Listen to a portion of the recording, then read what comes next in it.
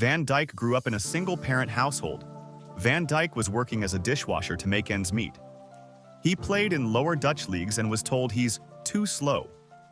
Virgil's hard work paid off when he joined Groningen, where he began to shine.